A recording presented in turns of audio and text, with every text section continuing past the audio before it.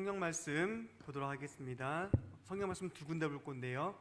사도행전 20장 24절 말씀과 고린도후서 6장 9절과 10절 말씀을 보도록 하겠습니다. 저희 앞에 자막에도 있으니 찾으셨으면 다 함께 봉독하도록 하겠습니다.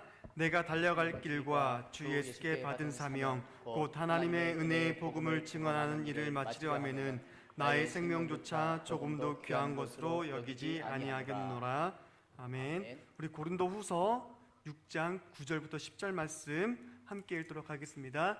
무명한 자 같으나 유명한 자요, 죽은 자 같으나 보라 우리가 살아있고, 징계를 받은 자 같으나 죽임을 당하지 아니하고, 근심하는 자 같으나 항상 기뻐하고, 가난한 자 같으나 많은 사람을 부유하게 하고, 아무것도 없는 자 같으나 모든 것을 가진 자로다. 아멘. 오늘 사도행전 20장 24절과 고린도후서 6장 9절부터 10절 말씀을 통해서 가장 귀한 삶이란 제목을 가지고 잠깐 말씀을 나누도록 하겠습니다. 혹시 기억하시는 분이 있으시려나 모르겠는데 1994년도에 했던 우리 기독교 영화 중에서 창끝이라는 영화가 있어요. 창끝이라는 영화가 있는데 이 영화의 주인공이 누구냐면 짐 엘리엇 선교사님과 엘리자벳 선교사님 부부의 실화를 담은 글입니다. 이 짐 엘리엇 선교사님을 잠깐 이야기해보면은 1927년에 태어나서 1956년 28살 되던 해에 에콰도르에서 순교하신 분이십니다. 고등학교 때 예수를 위해 살기로 결심한 이 엘리엇 선교사님은 남미를 향한 하나님의 부르심을 느꼈습니다. 휘튼 대학을 기독교 굉장히 명문대학이거든요. 미국의 휘튼 대학을 수석으로 졸업하고 졸업했던 그 해에 교수직으로 추천을 받았어요.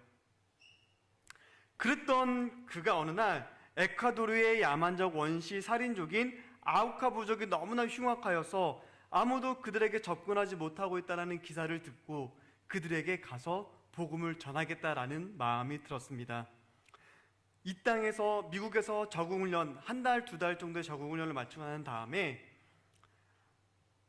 선교 훈련을 떠나기 전에 이 짐 엘리엇 선교사님의 어린 아들이 아빠한테 이렇게 물었습니다.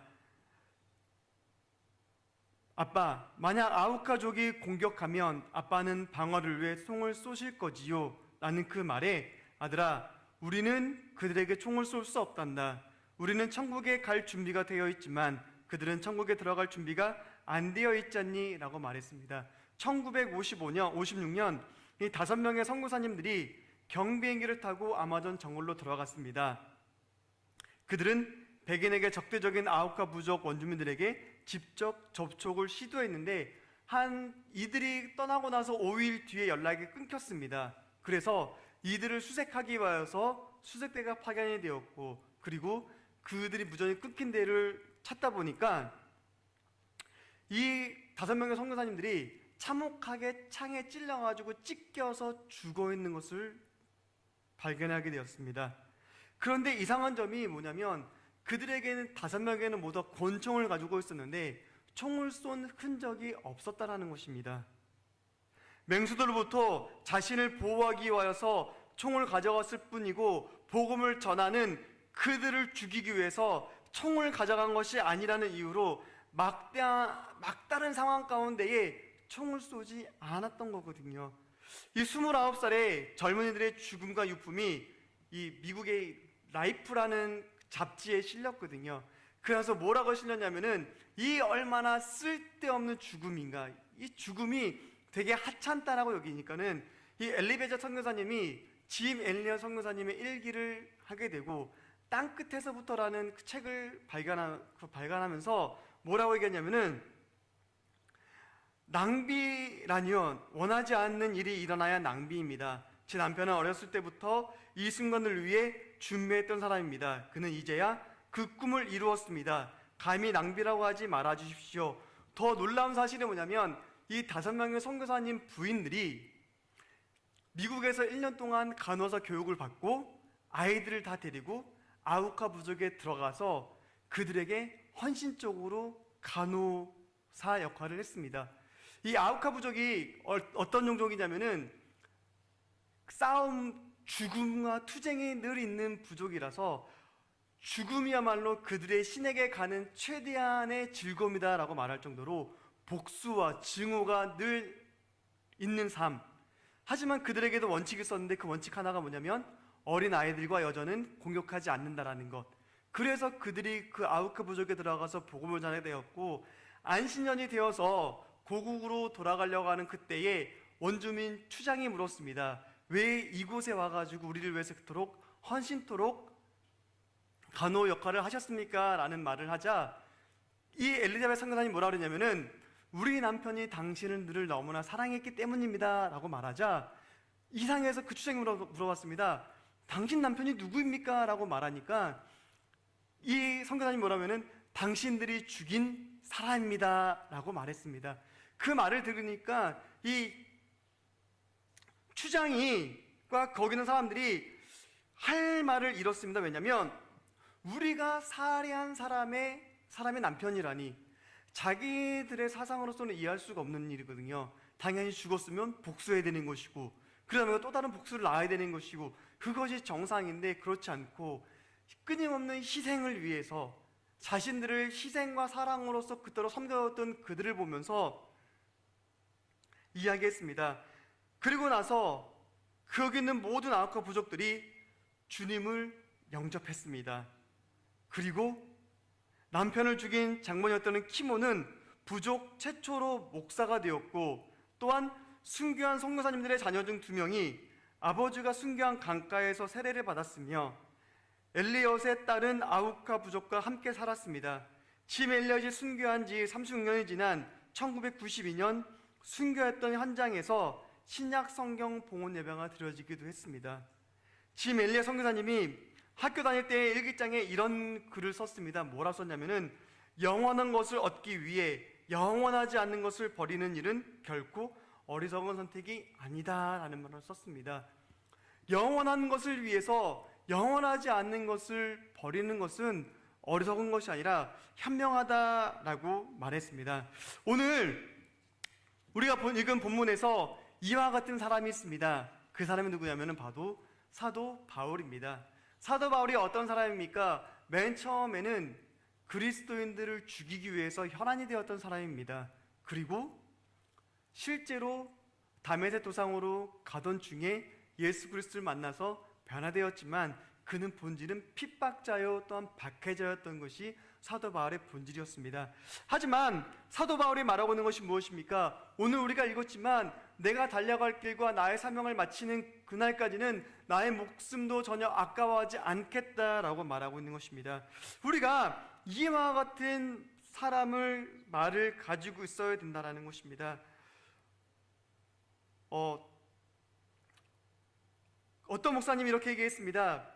우리가 시골에서 목회하는 목사님이 빌리그레암 목사님보다 더 위대한 사람이며 아프리카에서 이름도 없이 빛도 없이 순교하는 그 사람들이 바로 리빙스턴보다 더 칭송을 받을지도 모른다라고 말하고 있습니다.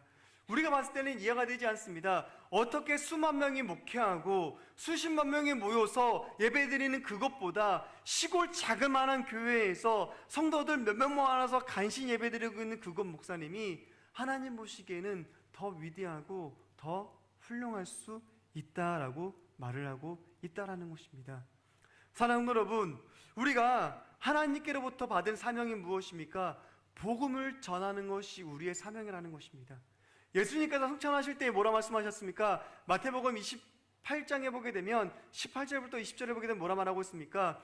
예수님께서 하늘과 땅의 권세를 우리에게 주셨고 내가 너에게 분부한 모든 것을 지키게 하라고 말씀하셨고 또 사도행전 1장 8절에서는 땅끝까지 이르러서 내 증인이 되리라 라고 말씀하고 있는데 지금 나의 삶이 그 증인된 삶을 살고 있는지는 한번 되돌아봐야 된다는 것입니다. 하나님께서 우리를 뭐로 부르셨습니까? 하나님께서는 우리를 그리스도인으로 부르셨습니다. 그리스도인이 무엇입니까? 그리스도인은 예수를 따르는 사람, 예수 그리스도의 발자취를 밟는 사람이 그리스도인인데 내가 정말 그 그리스도인답게 살아가고 있는가를 나의 삶을 통해서 되돌아봐야 된다는 것입니다. 내가 맡은 자리에서 묵묵히 나의 사명을 감당하면서 그곳에서 알게 모르게 하나님의 말씀을 전하고 있는가, 나의 삶으로 전하고 있는가, 전하고 있지 않는가, 그것이 중요하다라고 말하고 있습니다. 구약에 보게 되면 엘리야 선지자가 갈멜산에서 300명의 그 아세라하고 바알 신의 선지자들하고 싸워서 이겼습니다. 그런데 그 다음날 무엇입니까? 갑자기 생각이 안 나는데 그 여왕 이사벨 여왕이 자신의 목숨을 찬다는 그 말을 듣고 두려워서 하나님께 떨었습니다. 그래서 하나님께 뭐라 말하면은, 하나님, 내 생명을 거둬가십시오. 그 전날 그 많은 사람들이 모이는 곳 가운데에 하나님의 위대하심을 나타내고 하나님의 살아계심을 나타냈던 그 엘리야 선지자가 이사벨 여왕의 말을 듣고 나서 겁에 질려있는 모습을 보면서 하나님이 뭐라 말씀하십니까? 이 땅에 남은 사람이 너 혼자만이 아니다. 바알에게 무릎 꿇지 않은 7,000명을 내가 남겨두었다. 그러니까 그들과 함께 하라라고 말하고 있지 않습니까? 열왕기상 18장 3절에서 4절에서 뭐라 말하고 있냐면은, 오바댜는 여호와를 지극히 경외하는 자라. 이세벨이 여호와의 선지자들을 멸할 때에 오바댜가 선지자 100명을 50명씩 따로 굴에 숨기고 떡과 물을 먹였더라 라고 말하고 있습니다. 엘리야가 나 혼자 남았구나, 이 땅에서는 하나님을 전하는 자가 나밖에 없구나 라고 생각했지만 하나님께서는 이미 7,000명이나 되는 사람들을 남겨놓으셨다라고 말하고 있다라는 것입니다. 이 7,000명의 의인들과 이 100명의 선지자들에게는 하늘에서 불을 내릴 만한 능력은 가지고 있지 않았습니다. 하지만 그들에게 뭐가 있었습니까? 견디는 능력은 가지고 있었다라는 것입니다. 자신의 힘과 능력과 방패 대신은 하나님 안에서 언제든지 목숨을 잃을 수가 있었지만, 하지만 끝까지 하나님을 붙잡고 의지하고 나갔다라는 것입니다. 하나님을 의지하고 하나님을 신뢰하면서 그들에게는 나아갔던 점이 더 중요하다라고 말하고 있다라는 것입니다. 사랑하는 여러분, 우리가 이와 같은 사람이 되어야 된다라고 성경에서는 말씀하고 있습니다. 근심하지 말고 항상 기뻐하고 즐거워하라라고 말씀하고 있습니다. 왜냐하면 하나님의 복음 안에서 우리가 해야 될 일은 항상 기뻐하고 즐거워하는 일이 마땅하다라는 것입니다. 우리가 한국에 맨 처음에 기독교가 들어왔을 때 생각하면은 제일 먼저 떠오르는 선교사가 누구냐면은 언더우드하고 아펜젤라 선교사가 우리는 제일 먼저 떠오르게 됩니다. 그렇죠? 왜냐하면 언더우드 선교사님이 장로교 목사님은 최초로 이 땅에 들어왔고, 감리교 목사님은 최초로 아펜젤라 목사님께서 이 땅에 들어왔기 때문에 우리가 기억하고 있는 것은 그 두 분밖에 모릅니다. 하지만 이 땅에 복음이 들어왔을 때에 그 두 분 말고 수없이 많은 이름도 모르는 선교사님들이 굉장히 많이 있다라는 것입니다. 영화진에 가게 되면은 외국인 묘지가 있거든요. 외국인 묘지가 있는데 거기에 있는 선교사님뿐만 아니라 외국인들이 그 전체적으로 묻혀 있지만, 하지만 그곳의 선교사님들을 보게 되면은 한국에 와서 고국에 있었으면 걸리지 않았을 풍토병에 걸려가지고 죽어가면서까지도 복음을 전하게 되었고, 또 자신의 어린 아들을 이 땅에서 얻었지만 이 땅에서 병에 걸려가 죽어가고 있는 그 모습을 지켜보면서도 계속 하나님의 복음을 전했던 그들을 보면서 우리가 알아야 될 것이 뭐냐면, 이름도 없이 빛도 없이 묵묵히 자신이 맡은 그 자리에서 하나님의 말씀을 전하는 자들이 너무나 많다는 것입니다. 우리는 가끔씩 착각합니다.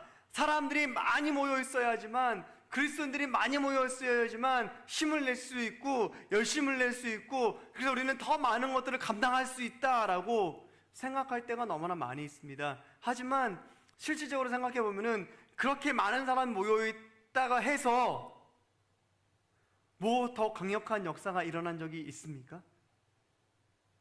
항상 모든 시작은 소수의 모인 무리로부터 시작된다라는 것입니다. 절대로 많은 사람이 모인 데서 시작되지 않고 하나님의 역사는 소수의 사람들이 모인 곳에서 간절히 하나님을 찾고 바랄 때 그곳에서 역사가 일어나게 되는 것이고 그곳에서 하나님의 능력이 나타나게 된다는 것입니다. 우리가 한번 곰곰이 생각해 보시기 바랍니다. 이 땅에 1910년도에 이 땅에 기독교 인구가 몇 프로였는지 아십니까? 기독교 인구가 1%에서 2%였었어요. 그런데 그곳에서 사회 지도자들이라든지 모든 사람들이 기독교인들을 굉장히 우러러봤었고 그들을 믿고 따르면서 사회적인 지도자들, 앞장서서 일하시는 분들, 그리고 또 사람들을 이끌고 나가는 리더들 대부분 누구였었냐면은 그리스도인이었다는 것입니다. 도산 안창호 선생님이 그랬었고 이상재 선생님이 그랬었고 그 외 김구 선생님도 마찬가지고 안중근 의사도 마찬가지로 기독교인이었었고 이처럼 수많은 사람들이 보게 되면 대부분 기독교인이었다라는 것입니다. 하지만 지금은 우리 그리스도 인구가 얼마입니까? 코로나로 인해서 교인 수가 많이 줄었다라고 말하곤 하고 있지만 그래도 우리나라 인구의 한 15% 정도 이상은 되지 않습니까? 그런데 그때하고 지금하고 비교해보면 어떻습니까? 기독교 인구가 15% 되기 때문에 우리 그리스도인들이 앞장서가 일어나가지고 굉장히 하나님의 일도 많이 해야 되고 사회적으로 선한 영역도 많이 일으켜야 되고 예수님께서 말씀하신 대로 나를 통해서 예수 그리스도가 나타나는 일들이 많이 일어나야 되는데 지금 어떻습니까? 그리스도인들이 욕먹는 경우들이 굉장히 많이 있지 않습니까? 그 이유가 무엇입니까? 한국 사람만큼 신앙생활에 열심히 있는 민족이 어디 있습니까? 그렇죠? 새벽 예배 나오죠. 수요 예배 있죠. 금요 예배 나오죠. 주일날 새벽부터 밤까지 예배 드리고 있죠. 그리고 교회를 짓는다 그러면은 한국 사람들은 정말 은혜 받은 사람도 어떻습니까? 집을 팔고 땅을 팔아가지고 교회에다가 헌금합니다. 자신의 전 재산을 교회에 바쳐가지고 교회 일을 하게 합니다. 그쵸? 그만큼 굉장히 열심을 내고 그리고 하나님을 진실로 따른다라고 말하고 있는데 하지만 우리 한국 그리스도인만큼 분란을 많이 일으키는 그리스도인들도 없거든요. 교회에서 몇몇 사람들이 모이는데 어떻습니까? 나하고 마음이 안 맞는다고 불만 일으키고 불평 일으키고 거기서 교회를 소란스럽게 해가지고 사람들을 교회를 떠나게 하고 이런 일들이 어떻게 보게 되면은 그 양면적인 이중성들이 많이 보이다 보니까 사람들이 그 모습을 보고 선뜻 교회에 나오는 사람들이 너무나 적다라는 것입니다.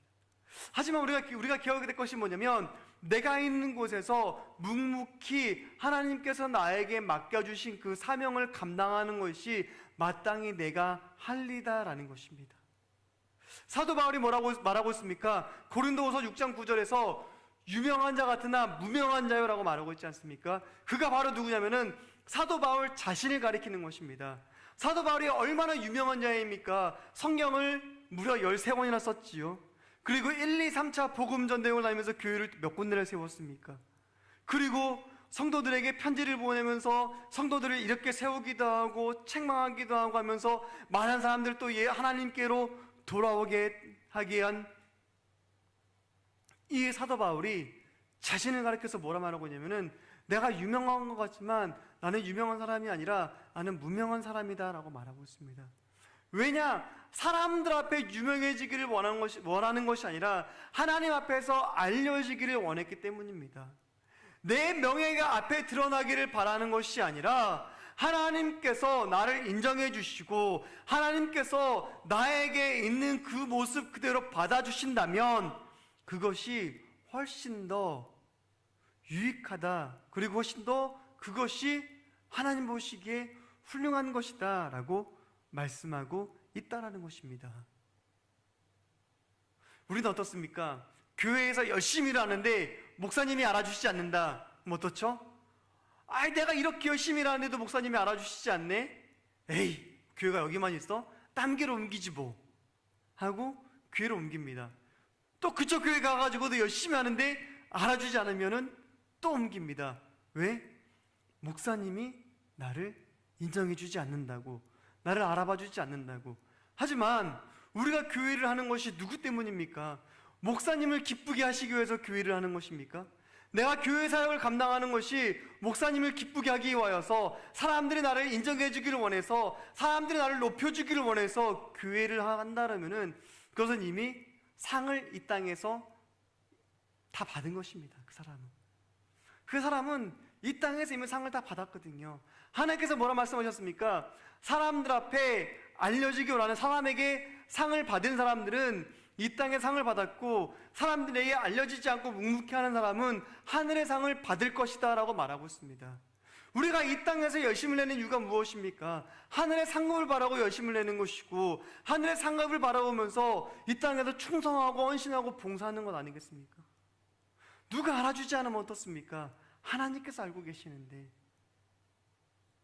하나님께서 다 알고 계시고 하나님께서 다 보고 계시는데 누가 알아주지 않는다고 속상해하고, 누가 알아주지 않는다고 기분 나빠할 필요 없다는 것입니다. 왜냐? 그만큼 하늘의 상급이 더 쌓이는 것이기 때문인 것입니다. 사랑하는 여러분, 우리가 이 말씀을 기뻐해야 된다는 것입니다. 내가 이 땅에서 소금과 빛의 역할을 제대로 감당하고 있는가, 아니면 감당하지 못하고 있는가? 하나님보다 나 자신을 먼저 생각하고 있는가, 아니면 하나님을 먼저 생각하고 있는가를 곰곰이 생각해 봐야 된다는 것입니다. 하나님께 있음으로부터 우리는 기뻐하고 즐거워해야 된다라고 말씀하고 있다는 것입니다. 사도 바울이 어떻습니까? 사도 바울은 항상 가난한 자였었고 물질적으로도 굉장히 가난한 자였습니다. 그 사도 바울은 누구에게 도움을 받아가지고 선교하기보다는 자신이 텐트 치는 직업을 가지고 있기 때문에 고린도에서 복음을 전할 때도 어떻습니까? 텐트를 만들면서, 그리고 그 만들고 판 이익을 가지고 본인이 선교도 하고 본인의 생활비로 쓰고 그러지 않았습니까? 하지만 그가 정말 어려울 때는 어떻습니까? 주변에서 그를 물질적으로 또한 돕는 사람들도 많았다라는 것입니다. 하지만 그의 삶은 가난했을지라도 그의 영적인 삶을 보게 되면 어떻습니까? 그 누구보다도 부유한 삶을 살았고 그 누구보다도 부자였다는 것입니다. 많은 사람들에게 영향력을 끼쳤고 아무것도 없는 자 같았지만 실제로 가진 것이 너무나 많았다라는 것입니다. 사랑하는 성도 여러분, 물질은 이 땅에서 잠깐입니다. 이 땅에서의 물질을 가지고 갈 수 있는 사람은 아무도 없다라는 것입니다. 예전에 우리 담임 목사님께서 설교하실 때 한번 쓰셨는데, 삼성 이건희 회장하고 정주영 회장 예화 아시죠? 정주영이 먼저 죽었고 나중에 이건희가 죽어가지고 왔을 때 자네 나 1,000원만 빌려주게 라고 말하니까 이건희가 제가 돈이 없습니까? 라고 말하니까 그 정주영이 자네도 그런가? 라고 말했다는 그 유머가 인터넷에 있다라고 그때 말씀하셨는데 기억하고 있을지는 모르겠지만 하여튼간 그렇지 않습니까? 이 땅에서 아무리 부자일지라도 저 천국에서 우리가 가져갈 수 있는 건 뭐냐면 내가 이 땅에서 얼만큼 하나님을 위해서 헌신했는가. 물질이 아니라 내가 이 땅에서 얼만큼 하나님을 위해서 희생했는가, 헌신했는가, 내가 맡은 그 자리에서 얼마만큼 내가 묵묵히 나에게 맡겨주신 사명을 잘 감당했는가. 사도 바울이 사도행전 20장 24절에서 그 말을 썼을 때 어떻습니까? 그가 로마로 잡혀가가지고 그곳에서 자기가 순교할 것을 알았습니다. 하지만 그럴지라도 사도 바울은 이미 내가 달려갈 길을 다 마치고 사도 바울이 뭐라고 하냐면 나의 달려갈 길을 다 마치고 나를 위하여서 면류관이 준비되어 있다라고 말하고 있지 않습니까? 그 마찬가지로 사도 바울이 내가 이 땅을 떠날 때에 하나님께서 나를 위하여서 하늘에서 면류관을 준비하고 계시는구나라는 것을 알고 있었다라는 것입니다. 그처럼 그것을 사도 바울이 뭐라고 하면은 나뿐만 아니라 하나님을 사모하는 모든 자에게도 동일하다라고 말하고 있지 않습니까? 그 말은 우리에게도 동일하게 하늘에서의 면류관이 준비되어 있다라는 것입니다. 누구를 위해서? 하나님을 위하여서 헌신하고 충성하고 봉사한 사람들에게, 묵묵히 내가 맡은 그 자리에서 이름도 없이 빛도 없이 하나님의 사역을 잘 감당한 그 사람에게 하나님께서는 면류관을 준비해 두시겠다라고 말씀하고 있다라는 것입니다. 사랑하는 여러분, 우리가 있어서 가장 귀한 삶이 무엇입니까? 가장 귀한 삶은 내가 있는 곳에서 하나님의 복음을 전하는 것, 그리고 묵묵히 나의 사명을 잘 감당하는 것, 그것이 가장 귀한 삶입니다. 누가 알아주지 않는다 할지라도, 누가 나를 인정해주지 않는다 할지라도 하나님이 알고 계시고 하나님께서 우리를 인정해주고 계십니다. 하나님이 인정해 주시면 다 아닌가요? 사람한테 인정받아서 뭐 하겠습니까? 그때 잠시뿐인데 하나님께 인정받아야지. 사람들이 알아주면 뭐 합니까? 하나님이 알지 못하면 끝인데 하나님이 알아줘야죠. 이 말씀을 기억하면서 하나님께 인정받고 또 하나님을 위하여서 헌신하고 충성하는 삶을 사시기를 간절히 바라겠습니다. 사도 바울이 이 말씀을 하고 있습니다. 뭐라 말하고 있냐면은 나의 달려갈 길을 다 마치고 나를 위하여서 생명의 면류관이 준비되어 있다. 그리고 우리도 언젠가는 이 땅을 떠날지는 아무도 모릅니다. 그렇죠? 하나님의 부르실 때에는 언제인지를 아무도 모르기 때문에, 그렇기 때문에 어떻게 됩니까? 이 땅에 있을 때 더욱더 하나님에서 충성하고 하나님에서 봉사하고 내가 맡은 그 자리에서 열심을 냈을 때 하나님께서 기뻐하신다라는 것입니다. 그것을 기억하시면서 가장 귀한 삶은 사람이 알아주는 것이 아니라 하나님이 알아주시고 하나님이 인정해 주시는 삶이라는 것을 아시는 성도님 되시기를 간절히 소망합니다.